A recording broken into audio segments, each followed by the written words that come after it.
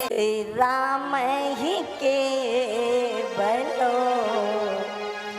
प्रेम प्यारा, राम ही केवलो जाने ले जो जाने हारा, जाने ले जो जानने हारा, जाने ले जो जानने हारा, जाने ले जो जानने हारा, राम ही केवलो प्रेम प्यारा, राम ही केवलो प्रेम प्यारा, जाने ले जो जानने हारा, जाने ले जो जानने हारा,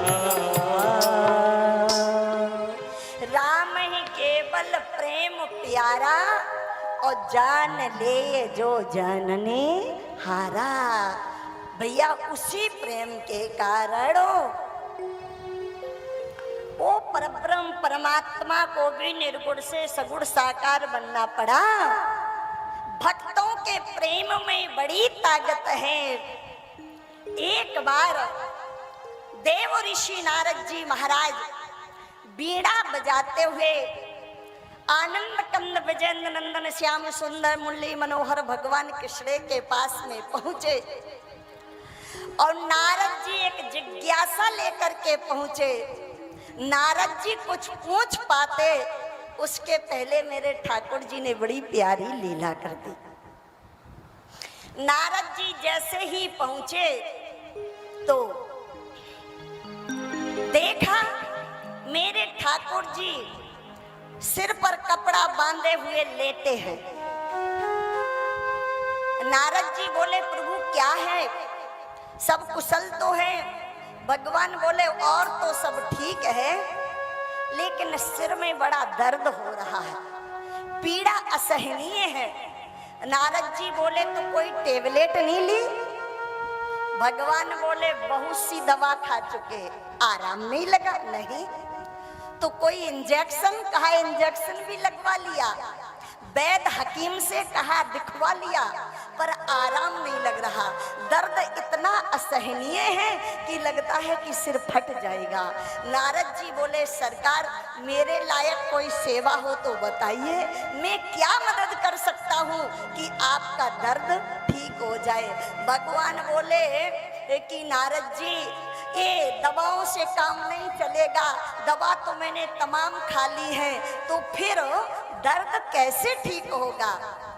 मेरे ठाकुर जी ने कहा कि नारद अगर मेरे सिर का दर्द मिटाना चाहते हो तो किसी वैष्णव भक्त के चरणों की धूल ले आओ और मेरे माथे पर लगा दो, मेरा दर्द अपने आप ठीक हो जाएगा। नारद जी बोले भगवान जाता हूं और भक्तों के चरणों की धूल लेके आता हूं। अब क्या नारद जी भक्त नहीं है? नारद जी की जिह्वा पर तो 24 घंटे नारायण नारायण रहता है। नारद जी चाहते तो कहते लो प्रभु मैं ही अपने चरणों की धूली निकाल के दे देता हूँ, इधर उधर भटकने की जरूरत क्या है, आपका दर्द ठीक हो जाएगा। लेकिन नारद जी ने सोचा अगर मैं अपने चरणों की धूल परमात्मा को दूंगा तो मुझे तो 1000 वर्ष नरक भोगनी पड़ेगी। परमात्मा के चरणों की धूली जीवात्मा अपने मस्तक पर लगाए ये तो ठीक है, लेकिन जीवात्मा अपने चरणों की धूली परमात्मा के माथे से लगा, ना ना ना ये ठीक नहीं है। पर भगवान का आदेश है, दर्द असहनीय है, तो नारद जी चले। और चले कहाँ? सबसे पहले नैमिषारण्य तीर्थ में पहुंचे। ही महात्मा है। नारद जी ने जाकर के सबसे प्रार्थना किया, भगवान के सिर में असहनीय दर्द है, दवा दे दो, अपने चरणों की धूली दे दो।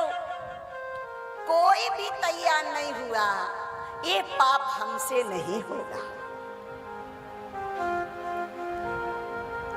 सबसे कहा, कोई तैयार नहीं हुआ। अंतो गत्वा,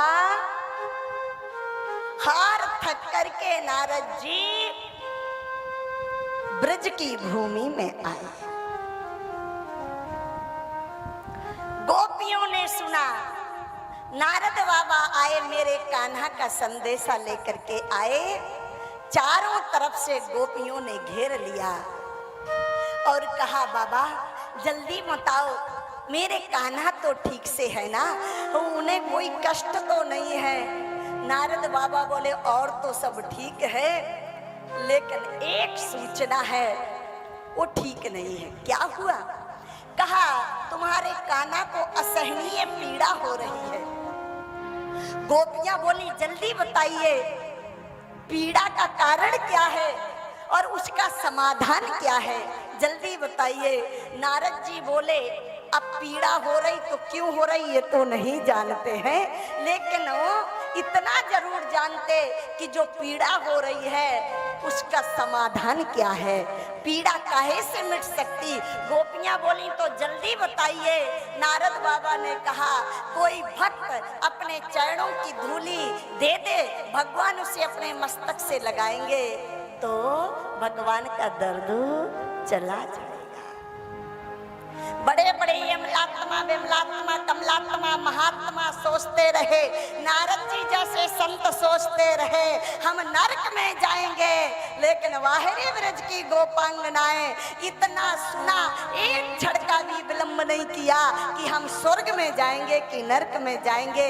सारी गोपियों ने अपने चरणों की धूली ली और नारद बाबा को देने लगी। बोली, बाबा ये ले जाओ, कान्हा के माथे से लगा देना, ये ले जाओ, ये ले जाओ।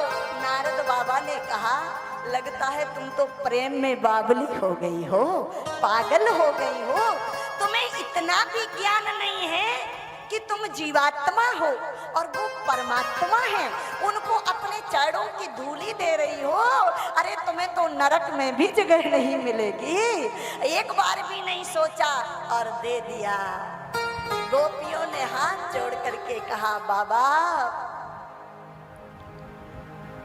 अगर हमारे चरणों की धूली से हमारे कान्हा का दर्द ठीक होता है तो एक जन्म की बात छोड़ दीजिए, 1000 जन्म की बात छोड़ दीजिए, हम तो करोड़ों करोड़ों जन्म तक नरक भोगने के लिए तैयार हैं, लेकिन मेरे कान्हा का दर्द ठीक हो जाए। और जब नारद जी आए तो दर्द काहे को हो रहा था? भगवान तो बताना चाहते थे, लीला बताना चाहते थे कि नारद बाबा तुम्हारे अंदर अभिमान था कि परमात्मा का सर्वश्रेष्ठ भक्त तो मैं ही हूँ, मेरे से बढ़ कर के कोई नहीं होगा। लेकिन भगवान ने कहा, नारद तुम प्रश्न नहीं कर पाए, उसके पहले मैंने तुम्हारे प्रश्न का उत्तर दे दिया है। ये है प्रेम जिसमें सिर्फ समर्पण होता है और कुछ नहीं होता।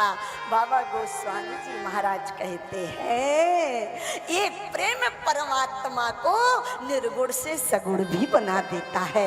ये प्रेम परमात्मा को आज भैया इस धराधाम पर अवतरित होने के लिए मजबूर कर देता है।